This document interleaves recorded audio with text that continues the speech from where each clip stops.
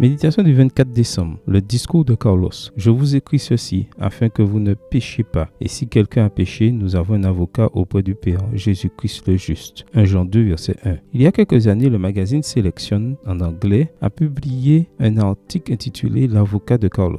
Cette histoire relatait l'expérience d'un détenu dans un établissement pénitentiaire et dont la commission des libérations conditionnelles examinait le cas, dans l'espoir de convaincre les membres de la commission qu'il méritait d'être libéré. Carlos avait préparé un discours. Chaque fois qu'il en avait eu l'occasion, il avait répété devant les autres détenus. Pourtant, lorsqu'il a finalement dû se présenter devant la commission, submergé par l'émotion, Carlos n'a pu articuler un seul mot. À ce moment-là, il a pensé avoir perdu son procès. Mais, grâce à un surprenant revirement de situation, un autre détenu, qui devait également comparaître devant la commission et qui avait entendu le discours de Carlos d'innombrables fois, l'a présenté à sa place. Il connaissait le discours par cœur et est devenu son avocat. Impressionné par la présentation passionnée et bien articulée du discours, la commission a donc accordé à Carlos sa libération conditionnelle. Comme le suggère notre verset d'aujourd'hui, les discours élogieux prononcés par nous-mêmes sont par nature égoïstes et donc écoutés avec méfiance. En revanche, un discours prononcé en notre nom par quelqu'un d'autre est plus impartial et donc considéré comme plus digne de confiance. Dans la parabole du pharisien et du publicain, le pharisien utilise le moment de la prière pour souligner ses vertus. Ô Dieu, je te rends grâce de ce que je ne suis pas comme le reste des hommes qui sont accapareurs, injustes, adultères ou même comme ce piagier. Je jeûne 2 fois la semaine. Je donne la dîme de tous mes revenus. Luc 18, versets 11 et 12. Cependant, Jésus a conclu que cet homme n'a pas été justifié par Dieu. Puisque Dieu est omniscient, nous n'avons pas besoin de l'informer de nos mérites. Ce qu'il nous faut vraiment est un médiateur, quelqu'un qui parle devant Dieu en notre nom. Et c'est en la personne de Jésus-Christ que nous le trouvons. Voir 1 Jean 2, verset 1. Nous devrions être reconnaissants d'avoir un avocat auprès du Père, Jésus-Christ le juste. Quel changement pratique peux-tu apporter pour dépendre